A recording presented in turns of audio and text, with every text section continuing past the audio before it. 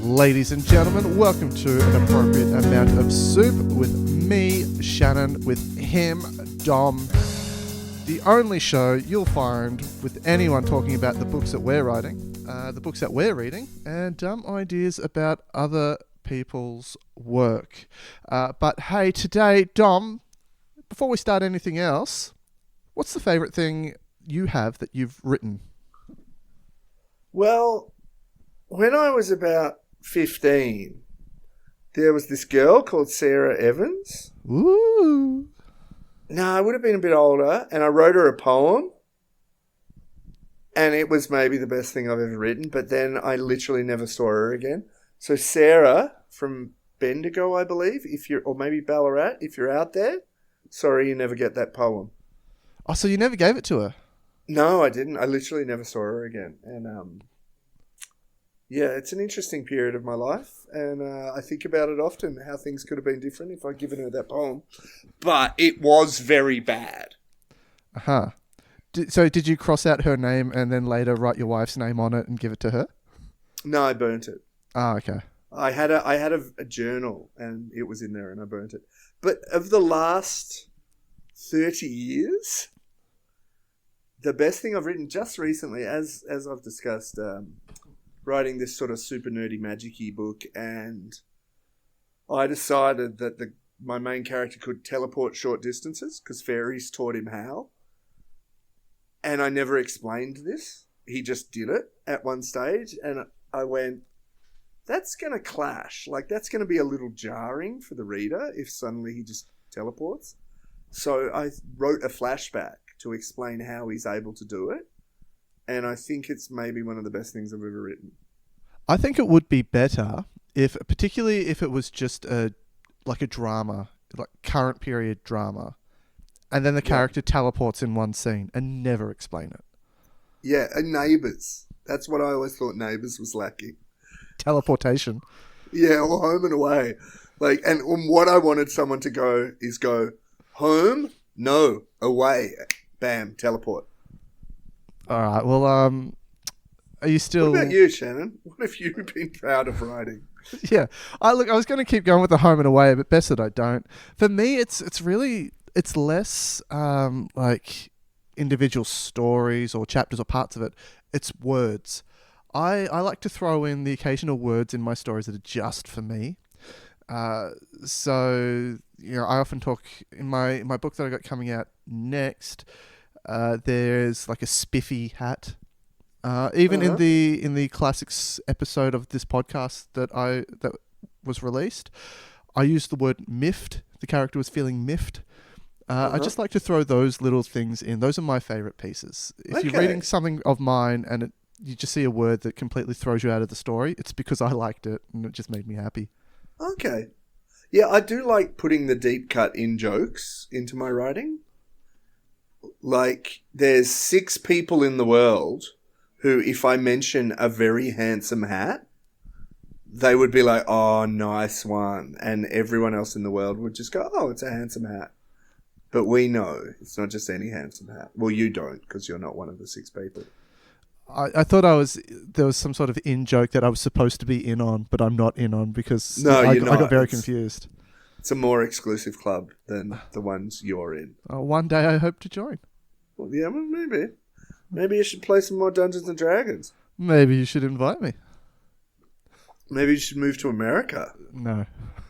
Yeah, fair call. I also have in one of the stories that I'm writing as well that I really enjoy. I've got 3 characters who are counselors, and it talks about how they're redundant as characters, and it really could just be one character. So from here on, let's refer to them as one character. And it's always like they/he went over here and did. And it's just this dumb joke that I'm really happy with. Nice. Yeah. I have a cafe in my story that's owned by the Calvins. And it's never explained, but there's 2 guys called Calvin who own it, and it's just the Calvins, and it just amuses me that it's the Calvins. So it's not the surname, it's just the 2 men named Calvin. 2 Calvins. Yeah. That's fantastic. Yeah, I can't think of anything more hipster. Than Calvin? Well, 2 Calvins. 2 Calvins. 2 Calvins and a Quinton? No, oh gosh. It just made me throw up in my mouth a little bit. Oh, I'm sorry about that. Yeah, I'm not a big Calvin fan. I did want to tell you my daughter says hi. Oh, let her know I said hi back. She specifically said, say hi to Shannon, even though he has a silly name. Okay, so she's being kind and hurtful in the same time. Yeah, welcome to parenting. Yeah, I know. I've got a couple of those.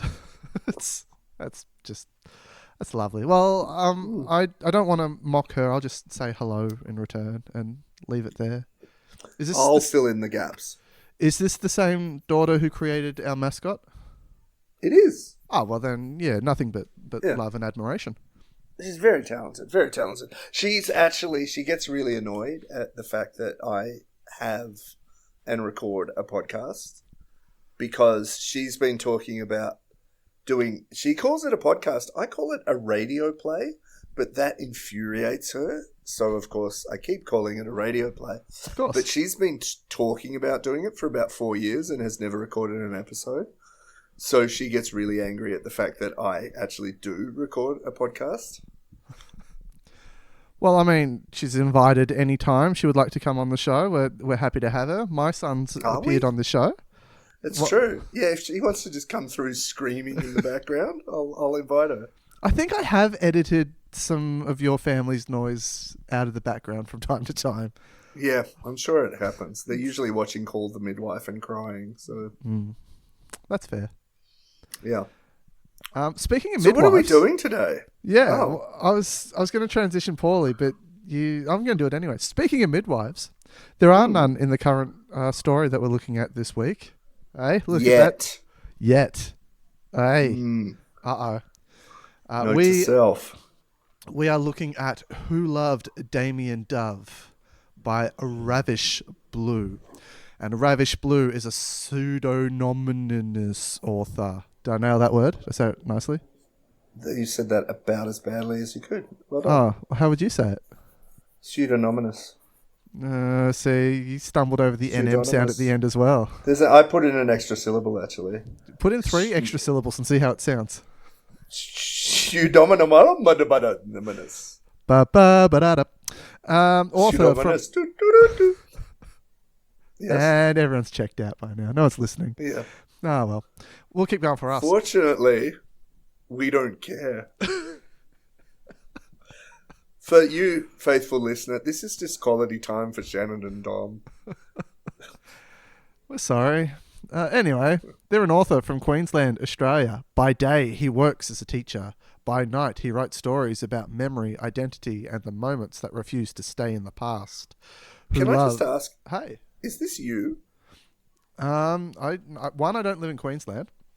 Two, yeah, but you're lying about your name. You might be lying about where you live as well. Oh. I don't work as a teacher. Yet? Well, I'm studying education. This is true, but I'm not working as a teacher. And I'm asleep at night. So I'm not doing anything by night. Oh, sometimes I watch old episodes of WWF Raw. Just watch. You can watch old episodes of it? Not. Actually, hey, we'll cut that out. There are means. I'll show you later. Wow! Of all the things to break the law to do, at least, I don't know, smoke crack or something. I hear it's fun. No, I don't have the energy. Well, I would have the energy if I did. Yeah, hey, see? Who Loved Damian Dove is his debut novel.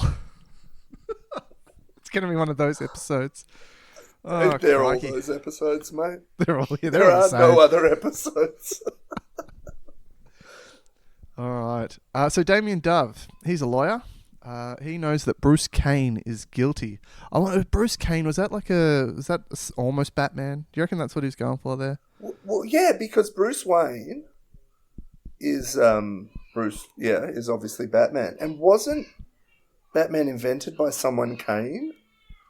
I think it was, in fact, Michael Caine who invented Batman. You Bob nailed Kane. that. Mr. Bob Blue, Kane. write in, let us know. Was it Batman inspired or just a quinky dink? But Damian Dove knows that Bruce Kane is guilty. Damian Dove is a defense lawyer. It's his job to defend him anyway. Bruce Kane is a murderer. Oh no, he has likely killed 6 women, maybe more. He's also been to Fitzroy, sin in itself.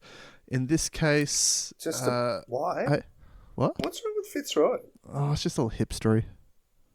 Yeah, that's what makes it wonderful. Oh, okay. Well, we're different people, you and I. Just because you live in Gippsland. Well, yeah. I'm a hillbilly. Yeah. Continue. All right, so Damian Dove is helping defend him against the accusation of the murder of 2 of these 6 women. So the case is only about 2 of these murders. The other 4 are suspected. Detective Gunn, he of the ironic names, he found the murder weapon in Kane's home. He found it in a cling wrap sandwich bag, ready to be disposed, but it has not been disposed. The jury has been stacked with young women, and it's a murder case involving multiple young female victims, so it's going to make the whole defense thing a lot harder. Could Damian Dove possibly win this case? In parentheses, I've placed yes. Damian uses the defense of these people saying my client is a mastermind, but the murder weapon was in a sandwich bag and he's just left it there. Clearly, he is an idiot. Would you like that if your lawyer pulled that card? If it was better than going to prison forever, maybe. The prosecution is saying that my client is an intellectual mastermind who's getting away with murders, but I present to you, he's an idiot. He's a freaking idiot. Okay, can I just bring something to your attention? Please do. That you and most of our Australian listeners probably don't realise.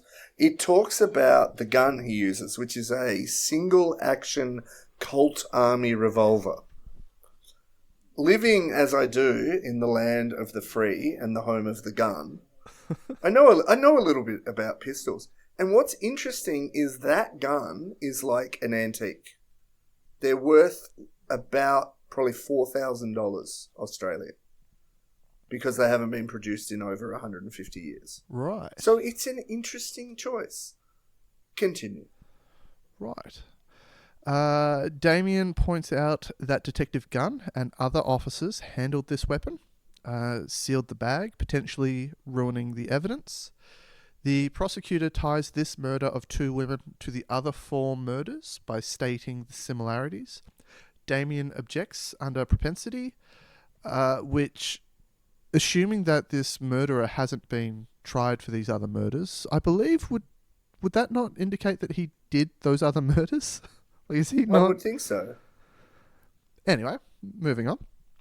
Bruce Kane is found not guilty, not necessarily based on his innocence, but because processes weren't followed correctly. So there's the evidence issues and whatnot. Damian Dove feels good about the results. The people of Greenmount are less happy, and they hurl some abuse at him as he leaves the courtroom.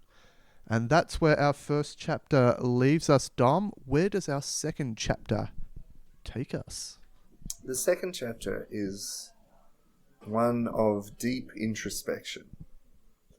Classic hard-bitten detective, and it's this juxtaposition, because normally it's the detective who returns to his office, pulls out a bottle of bourbon, has a drink, and reflects on how bad his life is. And what is the juxtaposition of this is that he goes back to his office, pops a champagne, and celebrates the fact that the kid who bullied him at high school, because he was at Greenmount High School, he was picked on by Bruce Kane, has just literally got away with murder. Why is Damian Dove so excited about this? And we don't know, because he's just pounding champagne. And just as he's about to go completely nonsensical, there's a knock at the door of his offices. And he opens the door, and who walks in, Shannon? But a girl with legs all the way up to her. Of course it is. Normally I wouldn't have given her the time of day. But right now, with a bottle of champagne in my belly and Bruce Kane on the lam again, I thought I'd listen to what she had to say. What did she have to say, Shannon? Well, you see, Damien. And then I can't do the voice. I'm not going to try it. I was hoping you're going to keep going because I had a couple of ideas, and just to give a bit of behind the scenes magic to anyone playing along at home. Pre-read the first chapter, and I usually have a couple of little ideas of I could go here, I could go here, and I try and keep it really loose and vague, just because that's the nature of this. And you've derailed all of them with just everything completely gone. So and can I say that's one of my criticisms of your writing as well? Just ruins everything. Enough. Not loose enough. Everything about you, Shannon, not loose enough. Continue. Just thought I'd leave a pause there. Yeah, good timing. Good times. Okay, so the dame walks in, and she's miffed. She is miffed. She looks at Damien. She says, "Do you understand what you've done? Do you know what you've done today? Do you know who you've released?" And Damien, in his stupor, in his celebratory, drunken, Bacchian life, he just, yes, I know exactly what I have done. I have pulled a miracle out of my hat. I have taken a murderer and a terrible person, the worst person that I know, and everyone knows that he is guilty, and I have set him free because I am the damn best lawyer that this city has ever seen. No one can touch me. I am at the absolute peak of this industry. And the dame looks at him. She says, "You've just released your sister's killer." What does he do with that, Dom? He gasps. I thought I'd made that clear. All right. And his first response is, "My sister's dead?" And the dame says, "Yeah." She says, "Wait, what's your name?" Oh, Damian Dove. My bad. I thought this was Damian Dove. No. He says, "My sister's dead. I haven't seen her for years." Because it's his twin sister, actually. And Damien Twister. and... Sorry? What? His Twister. Yeah. His Damien and Carol Love, they were always flashback now. As Damien remembers growing up with Carol and how similar they were.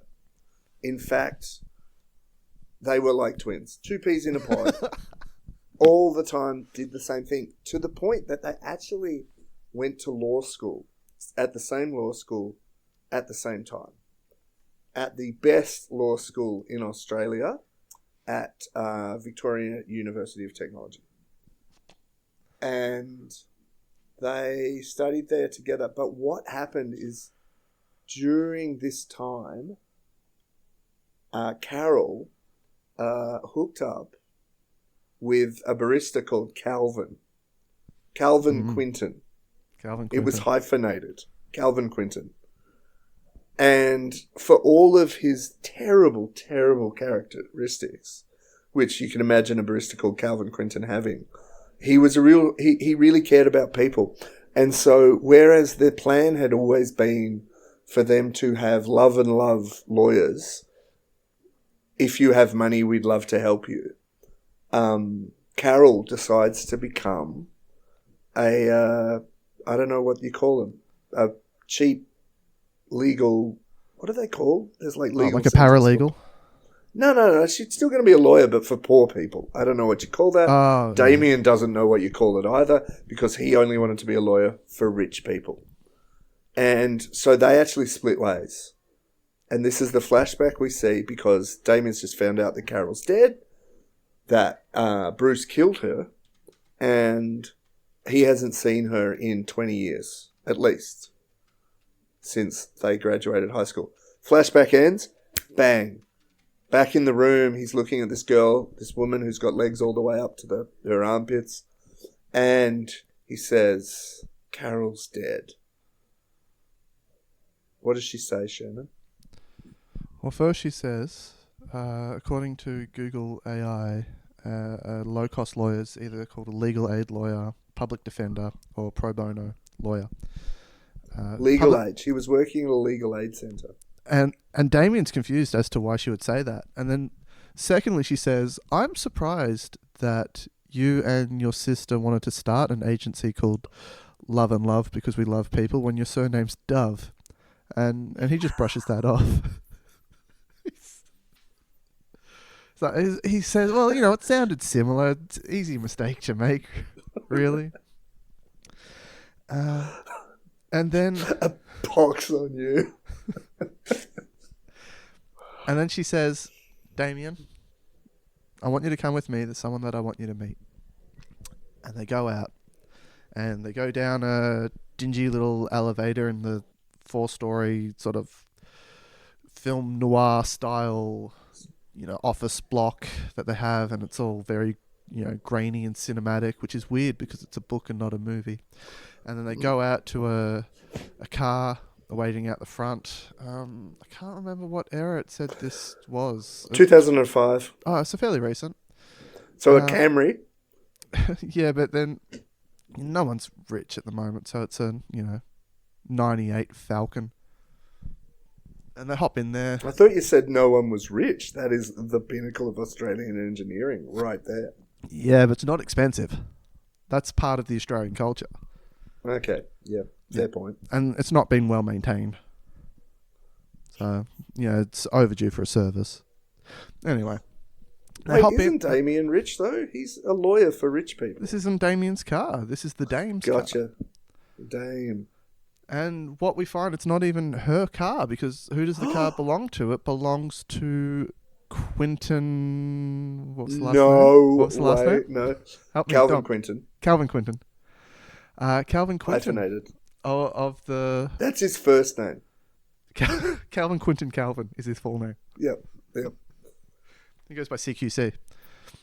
Yep. Which almost takes as long to say when you sound it out like that. Calvin Quinton, yeah. CQC, Calvin Quinton Calvin.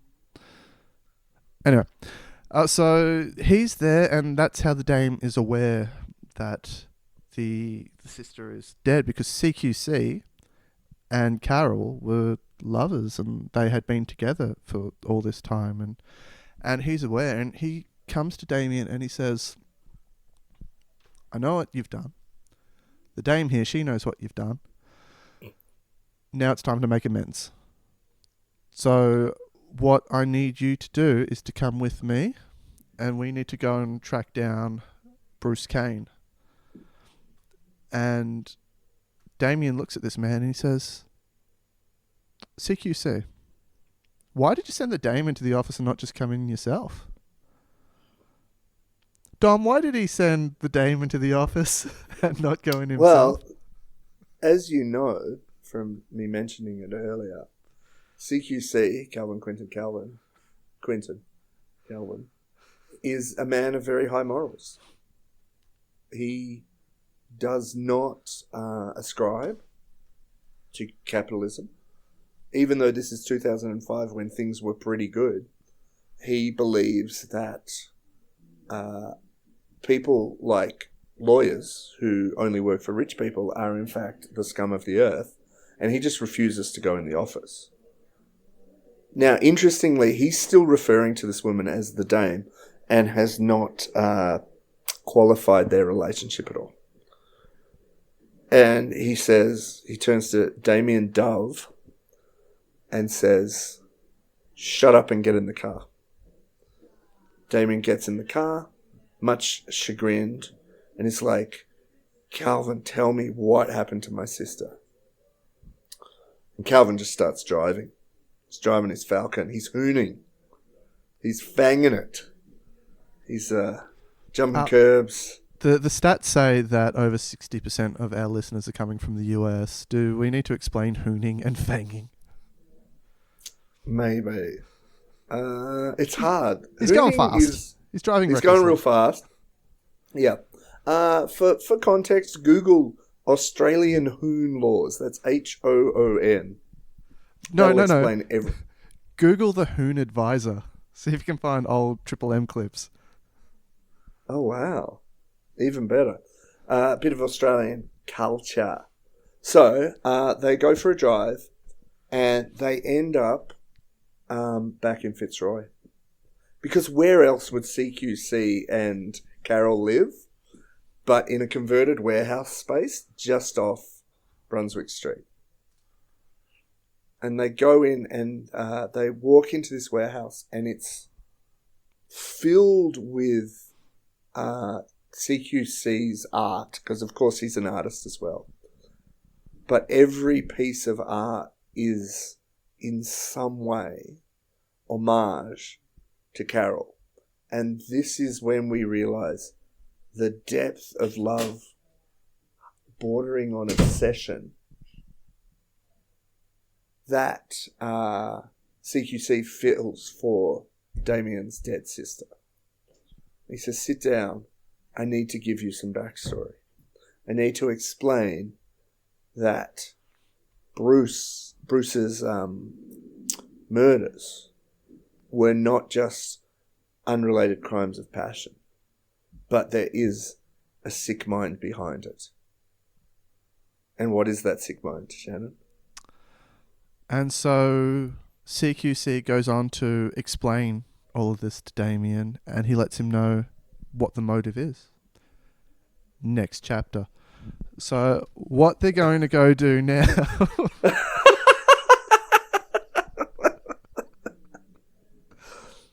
is they've obviously we now have the issue that he's walked free of the 2 murders, but there's 4 other unsolved murders. So CQC and the Dame, they say, okay, now what we need to do, the detectives, the police, they've closed this case now. They're not even investigating it anymore. You've let him walk, and they think this is done. But there's 4 other murders that have gone on. So we're going to go out. We know that there's evidence out there. We know that there are people out there that know what's going on with Bruce because of all that exposition we just gave you that the reader is aware of, right? Because of all of that, there is a clear trail of evidence that is going to help us catch this man. We're going to go out and we're going to go speak with some of these witnesses. We're going to get this down. We're going to take it to the police. And we are going to solve this case. We're going to become the detectives, because this has turned into a detective noir story, even though you're a lawyer, not a detective. Weird how these things happen. So they go out and they find a witness down in a down and out alley sort of way, because that's just what has to happen in a noir context. It's where you find witnesses. In slums. No. Why are witnesses always struggling? They're not doing okay. Because rich people don't feel obliged to tell people things. Yeah, that's fair, actually. And they find this witness who's really shaken up. And as soon as they mention the name Bruce Kane, become really upset. Didn't that guy invent Batman? They think that for a second. Then, no, you're thinking Wayne. This is Kane. And right. And then they get scared. What's going on with this witness, Dom? Why are they so upset? Well, the way the exposition makes it ambiguous that this witness, who was a one-time associate of Bruce Kane, is incredibly nervous and clearly, at first, doesn't want to speak. And then old Brucey looks at the Dame and raises his eyebrows, and the Dame goes and whispers something to the witness. And the witness goes white as a sheet and goes, okay, I didn't know. What do you need to know? Obviously what the Dame has shared, we don't know what it is. But it's really shook this witness. And the witness is like, what do you want to know? And Bruce is like, Sorry, no, not Bruce, because Bruce isn't there. This is CQC. CQC gets all like real hyper masculine, grabs the guy by his collars and goes, "Tell us why Bruce did it. Why did Bruce do it?" But he does it in a Batman voice, which is really ironic because it's not Batman. Tell us why he did it. Can you do the voice for the rest of the podcast? I'm CQC. I do what I want. And the witness, who much like the dame is unnamed, is like, well, they made him do it. Like, didn't you know? They made him do it. End of chapter. If it turns out that the they is like the Joker, I'm going to be very upset with you, Tom. Well, if that happens, it's half your fault. Why? Why is it my fault in any way, shape, or form? Only half your fault. Well, because you're writing half this story. Because I platform you. That's therefore my fault. Okay. So, and we've ended the chapter. So we're going to move on from that meeting, I guess. Yeah. Because it'd be weird to like close the chapter where they're talking to the witness next chapter halfway through a conversation. That would be fun to do in a book. Just end a chapter midway through a sentence and then start the next chapter. Why don't we do that with a podcast? What, we're going to end this episode here and the next episode will start right now. Yeah, exactly like that. Okay, welcome to episode 8 of An Appropriate Amount of Soup. My name and this is... way, What? No more rookie numbers. We just turn every episode into 10 episodes and we hit number 10, hit number 100 real fast. Yeah, 100 podcast celebration happening in like a week from now. Hell yeah. Okay, so no, none of that happens. That's dumb. What's going to happen is that they have got some tidbits of advice and they are now going off to... where are they? Do I want to send them to a forest? A forest feels too tropey. They're going to go somewhere and look for evidence. Oh, dock. That's a different kind of trope. Oh, wow, it's so not tropey. I don't want to criticize your writing process. Go on. But maybe some of our listeners think we're a bit tropey. Yep. Okay. They're not wrong. Yeah. Do we want to argue that with them? Or like what? What's your problem? I will fight them. You should fight our listeners. Yeah, I will. If you want to fight Dom, write in amountofsoup@gmail.com. Just chat to Date you. and date, place and time, and... He'll fight anyone, anywhere. He's an angry young man. When I'm not watching reruns of WWE, I'm fighting people. Yeah. Practicing your Stone Cold Stunner. No. Alright, so fine. They can't go to the forest. They can't go to the dock. Where can they go that's not tropey, Dom? What's the place to look for evidence? An apartment? Can they go to an apartment? Is that okay? Well, whose apartment? Well, we don't know. So how... I have to write the story, Dom. Choose apartments at random? Let's just look at this apartment. Wow, no evidence here. Alright, next one. Yeah, they're just going to go apartment by apartment by apartment until they find one that looks a little murdery. But they're only doing apartments that are open for inspection because they don't want to break and enter? Yes. Yeah. Yeah. All right. So they go to an open inspection because the witness tipped them off that, hey, you need to check this place out. And good news, you can actually go today. The agent's going to be there. They wait for the open house to finish up, and then they just sort of like hide in a closet while the inspection's going on. 3 people in a closet. It gets crowded, but they make it work.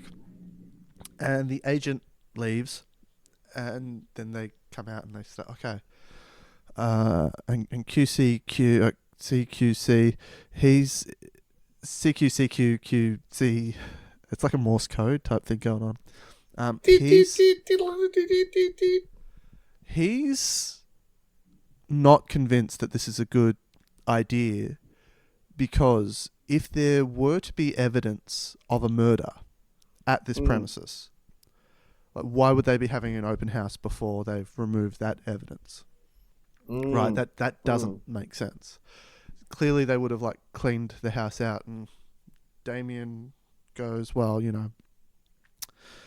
we've been given this tip. Let's just follow it and see where it leads us. It may lead to nothing, but we've got to exhaust everything." And the dame, she's just kind of there. She's hanging out. She doesn't really have much of an opinion on the matter. She's just like, "No, well, yeah, okay, whatever. Flip a coin." They go into the house now that the agent is gone, and they look around, and they don't see anything. And they go to the other room, and they don't see anything. And they go into the kitchen, and wouldn't you know, they don't see anything. And then they just stop, and they're so frustrated, so just difficult. Hold on. Do you hear that? There's this weird sort of like electric humming.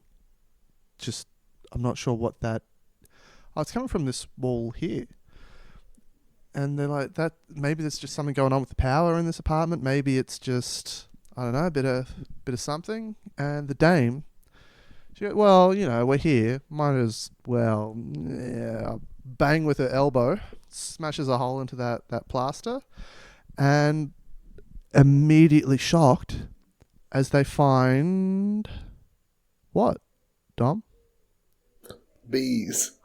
So many bees. So many bees.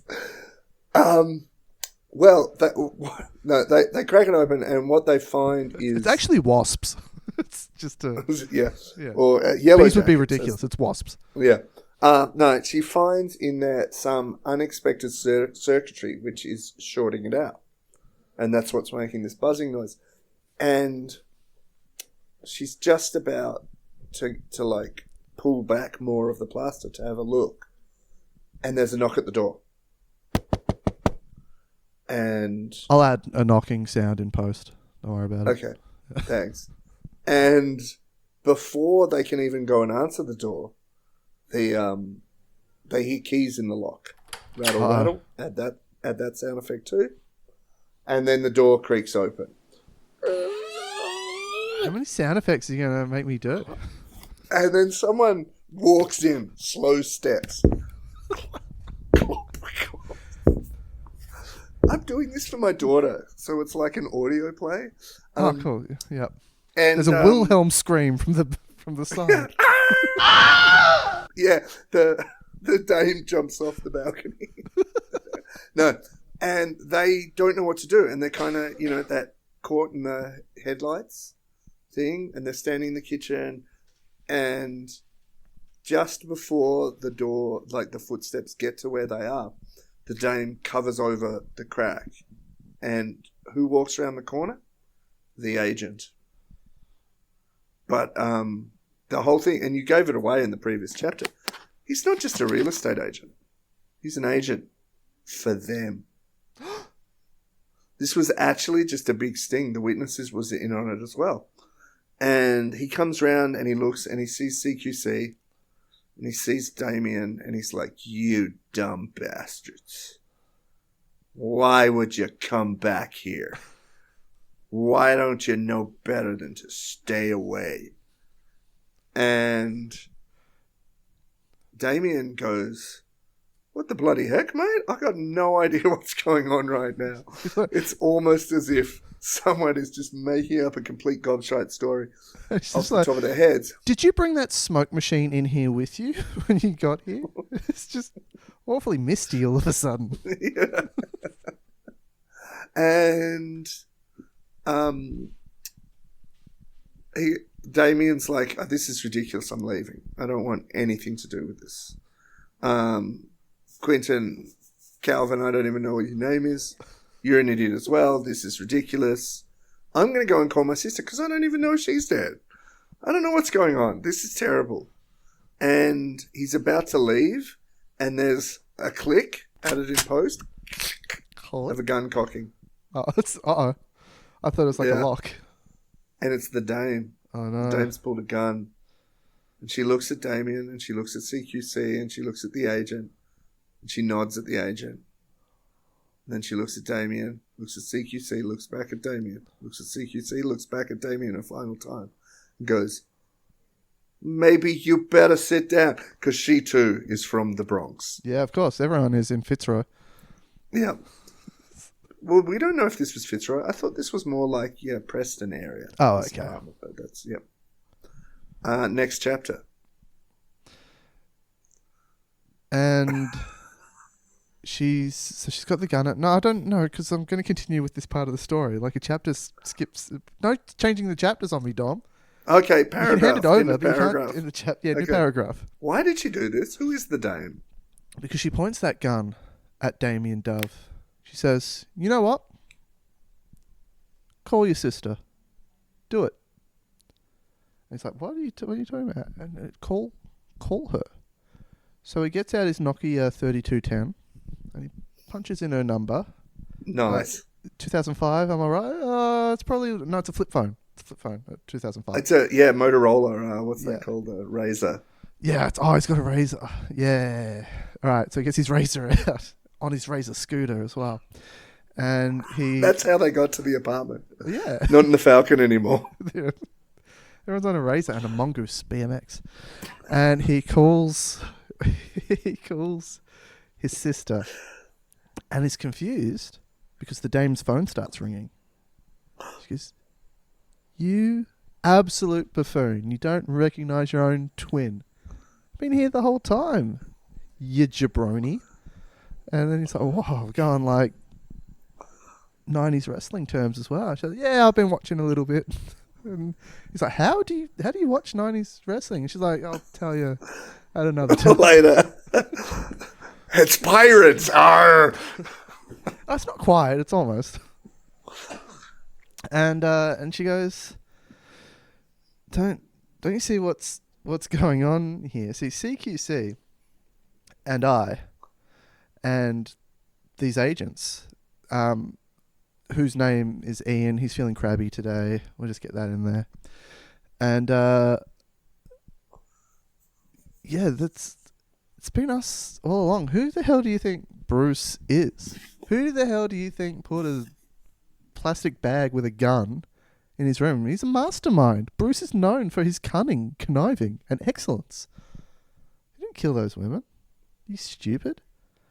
We put a plastic bag with a gun, and we made it sure that it was going to be an antique gun to just, it's a bit of a red herring. We just thought we'd mess with you with that one. And, we just killed a bunch of people, and we've set him up as the fall guy. And then Damian's like, well, why did you come and get me to get him, which would solve the murder that you did? She just looks at him. Do you not remember the exposition? When I explained all of the reasoning, when CQC explained all of the reasoning, all of the backstory that makes every single piece fall into place. And he goes, wow, that's really well crafted. You've done something amazing and excellent. I can't believe it. And you've set Bruce up for this whole thing.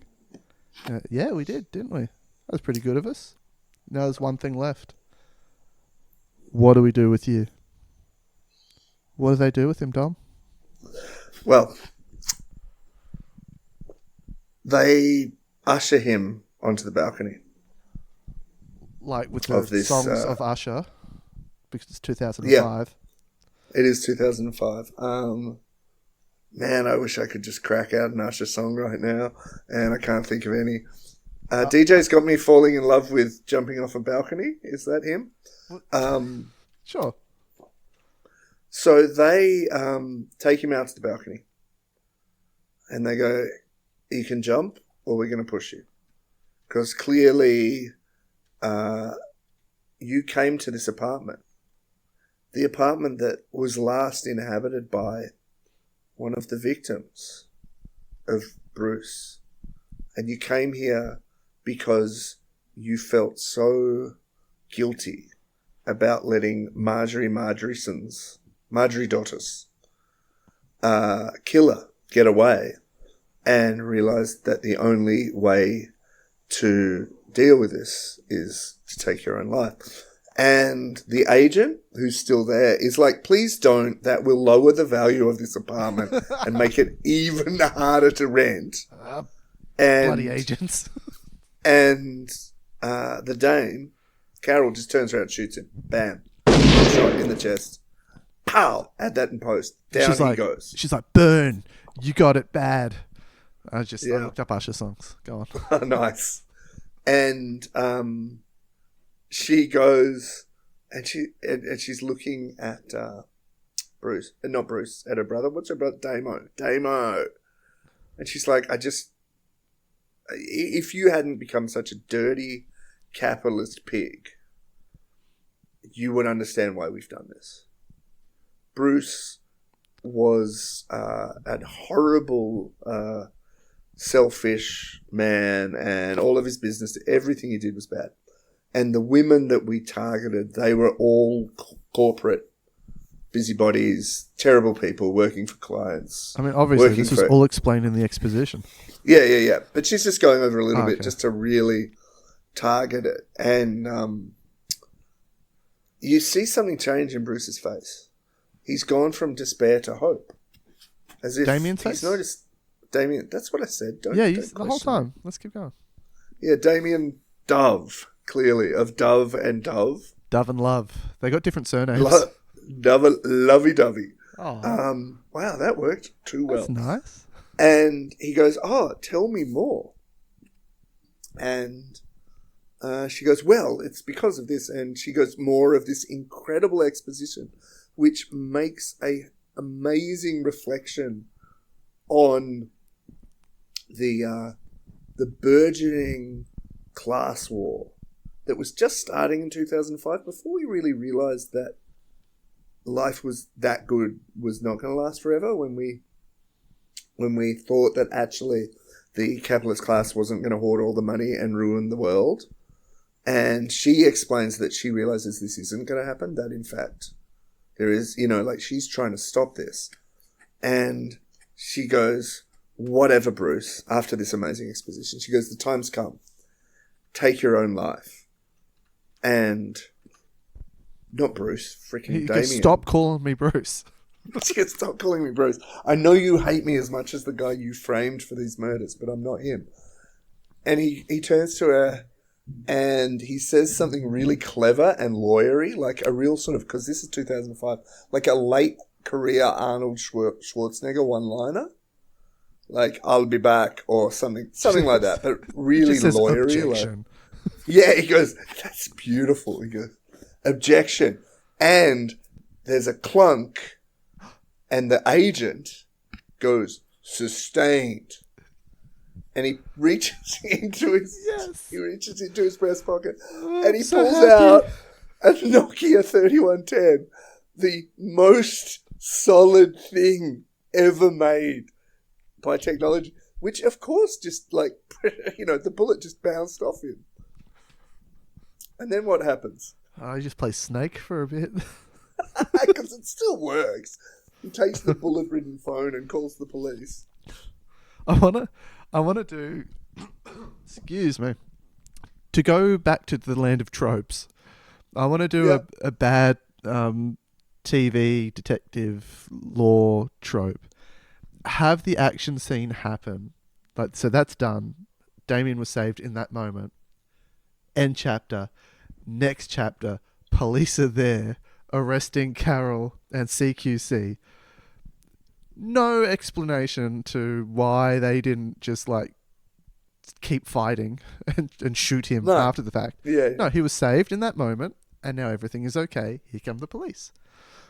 So I want to have that moment. And then Bruce just happened to be wandering around because they are in Fitzroy, and Bruce was out to get his 2005. Was that, had the coffee thing really hit Melbourne by 2005? Yeah. But Fitzroy 2005. I'm thinking Charmaine's ice cream. Did you ever go there? No. That place had absolutely mind-numbingly good ice cream. I know you're from the Outer East and didn't get to appreciate fine things like I did. We had cows. Well, that's where we got the ice cream, Uh-huh. but it was better than the cows. Yeah. Oh, the cows are nice. They go moo. They do, and they taste good. Yeah. Oh, is that what you inner city people are doing with our cows? Absolutely. And that's not the worst of it. Sometimes we squeeze their titties and make milk. They're Dom. They are for kissing and nothing else. Wow. You made it worse. I try. End of book. Tough. Okay. Yeah, I'm happy with that. Are you happy with that? Yeah, yeah. Oh, so Bruce is going to go past, and there's going to be there's more exposition, and then an ending. The end. Well, yeah, and then there's an epilogue. And in the epilogue is Bruce working for the Make-A-Wish Foundation in the Royal Children's Hospital. Yeah, because he's like, after he's talking to Damien, and his whole thing is like, I know, right? Like, I was accused for all these murders. I only murdered once. Like, come on. Yeah. I'm not such a bad guy. That was your younger brother. Yeah, but that's not the twins. The other Dove. And Damien's like, oh yeah, whatever, and they get ice cream. In answer to the question, who loved Damian Dove? Oh, it was Bruce all along. It was Bruce all along. Oh, yeah. It's a happy story. We just rewrote The Alchemist. Oh, going for the deep cuts. Is anyone still listening? If you are, sorry. Should we just let's have a look. Let's see how close we got. All right. Welcome back to 2005 Australia. In the space of 1 week, 55-year-old Damian Dove has managed to let a serial killer walk free, get caught with a sex worker, anger the media, and get himself fired from his law firm. We got most of that, So right? no, this is our worst ever. You reckon? No, that sounds vaguely right. Uh-huh. But a new client walks through the door, the dame, and offers Damien something unusual, one wish, and the chance to change his life forever. Damian Dove doesn't deserve a second chance, but alas, he got one. The next morning, Damien wakes up in his childhood bedroom. It's 2005. He's 15 years old. Okay. So it didn't start in 2005. Right. Never mind. Oh. Well, the whole thing is 2005. Because we wrote it. It's our story now. He's 15 years old. His phone is a Nokia brick. His hair is aggressively gelled. And MSN Messenger is the place to be. We got Nokia, right? So, yeah, cool. Yeah. Forgot about MSN. Pretty.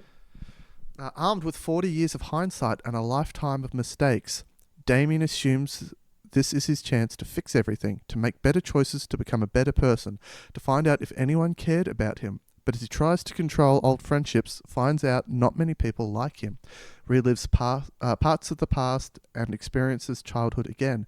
Damien realizes that the serial killer he managed to let walk free was at school with him this whole time. And we got the school bully thing down. Yeah, cool. He might have a chance to rewrite the past. Watching from the edges of it all is Hale, CQC in our story. The strange client who granted the wish in the first place. To be fair, Damian Dove has spent most of his life giving people very good reasons not to love him. But before Damien's story is finished, he'll be forced to confront the question that has followed him across 2 lifetimes.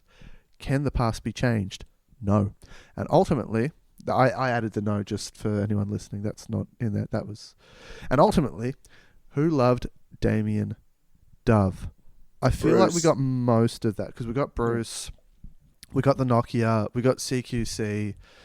The sex worker was mentioned in the exposition. Yeah. So we got that. We did. Well, most of this was in the exposition, actually. Yeah. Now that I think about it a bit more. Yeah. Do you think if you could go back in time to your high school days, would you give your poem to your friend? Oh. Or would you burn it again? Oh, I probably would give it to her. Just to see what happened.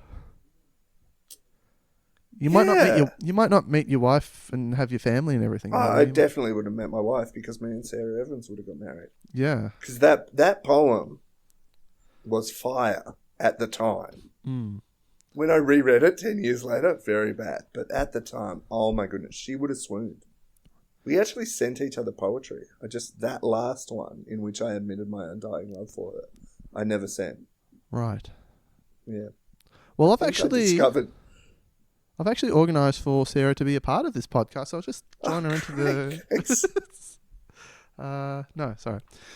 Soup ratings, Dom. What are you thinking for this guy? I'm going to give it a bowl of melted vanilla bean ice cream from Charmaine's in Brunswick Street. That's exactly what I was thinking. Well, I don't think that's the case, but Well, why have you chosen just because we had it in our story? Is that? I was thinking fondly of Charmaine's ice cream. It was very good, but I can't just say a bowl of ice cream because that would be not soup. No. So I had to melt it. But I think, I'm really happy with the premise of the story, having seen what it is. Obviously our version was better, but I feel like I think the first chapter really set him up to be a terrible human being. Yes. And so that makes the whole redemption story really good. So it gives me a warm, nostalgic feeling. Hence, the bowl of ice cream. Yeah, that makes sense. I feel like Matthew Broderick is going to play Damian Dove. And it's going to be one of those sort of situations. I'm going to give it a mug of coffee and some cigarettes. I feel like that's a soup, right? Only if you put the cigarettes out in the coffee. Yeah, well, how else would you put the cigarettes out? That's a good point. It's a very good point. Just to go with our sort of noir pacing and plot tropes and the like for today, I think that would be appropriate. Now, if you would like to check the book out for yourself, well, it's not a book, it's all online, so there's links.